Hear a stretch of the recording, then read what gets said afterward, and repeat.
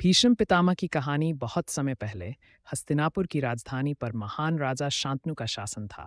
एक बार जब वे गंगा नदी के किनारे टहल रहे थे तो उनकी मुलाकात एक सुंदर युवती से हुई। शांतनु ने पूछा कि क्या वह उनसे विवाह करना चाहेगी। वह सहमत हो गई, बशर्ते शांतनु कुछ शर्तें पूरी करने के लिए तैयार हों। वह चाहती थी कि चाहे उसे पसंद हो या न हो, वह उसके कामों में हस्तक्षेप ना करे और उसे सम्मानपूर्वक संबोधित करे। जैसे ही ये शर्तें टूटेंगी, वह उसे हमेशा के लिए छोड़ देगी। शांतनु सहमत हो गए और युवती से विवाह कर लिया और उसके साथ खुशी खुशी रहने लगे। हर बार जब कोई बच्चा पैदा होता तो युवती जाकर बच्चे को नदी में फेंक देती। इससे राजा परेशान हो गए, लेकिन उन्होंने उससे ऐसा क्यों करने की हिम्मत नहीं की, क्योंकि वह अपने वचन से बंधे थे और उन्हें डर था कि वह उन्हें छोड़ चली जाएगी। लेकिन जब उनके 8वें बच्चे का जन्म हुआ तो राजा शांतनु खुद को रोक नहीं पाए। उन्होंने उसे शिशु को गंगा में फेंकने के क्रूर कृत्य से दूर रहने की सलाह दी। युवती ने उत्तर दिया, तुमने अपना वचन तोड़ दिया है। उसने बच्चे को तो छोड़ दिया, लेकिन अपनी पहचान बताई।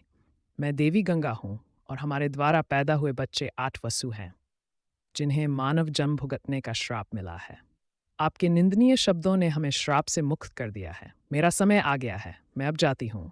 और वह बच्चे को लेकर अदृश्य हो गई। वर्षों बीत गए। एक बार गंगा नदी के तट पर एक हिरण का पीछा करते हुए शांतनु ने देखा कि नदी असामान्य रूप से उथली थी। उन्होंने इसका कारण ढूंढना शुरू किया। उन्होंने एक लड़के को नदी के प्रवाह को जांचते हुए देखा। वह भगवान जैसा दिख रहा था। लड़का जानता था कि राजा उसके प्राप्त कर लिया है और राजा के कर्तव्यों को जानता है। इसके बाद वह देवव्रत के नाम से जाना जाएगा। उसका ध्यान रखना, क्योंकि वह चमत्कार करेगा। राजा शांतनु देवव्रत के साथ वापस लौटे। देवव्रत को राजा सिंहासन का उत्तराधिकारी घोषित किया गया।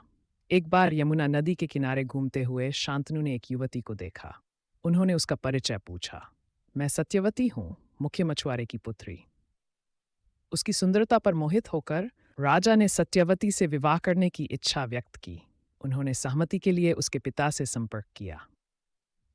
पिता ने कहा, महाराज, मुझे अपनी पुत्री के लिए आपसे अधिक उपयुक्त वर कभी नहीं मिल सकता, लेकिन इससे उत्पन्न पुत्र ही हस्तिनापुर के राजसिंहासन का उत्तराधिकारी होना चाहिए।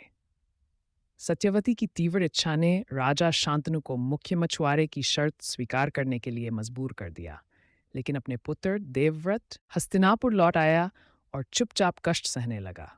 अपने पिता को इस हालत में देखकर देवव्रत ने इसका कारण पूछा। राजा ने उत्तर दिया, देवव्रत, तुम मेरे इकलौते पुत्र हो, लेकिन अगर तुम युद्ध में मारे गए तो महान भरत वंश का अंत हो जाएगा। देवव्रत समझ गए कि यह उनके पिता के दुख का असली कारण नहीं था। राजा के सारथी से उन्हें अंदर की कहानी और राजा की सत्यवती से विवाह करने की इच्छा के बारे में पता चला। देवव्रत प्रमुख मछुआरों के पास गए और राजा शांतनु की ओर से विनती की। उन्होंने ये भी वादा किया कि वे कभी भी राजगद्दी स्वीकार नहीं करेंगे। लेकिन आपके बेटों का क्या? वे आपके मना करने के बावजूद सिंहासन का दावा कर सकते हैं। मछुआरे ने इशारा किया। देवव्रत जानते थे कि यह किस ओर जा रहा था, इसलिए उन्होंने एक और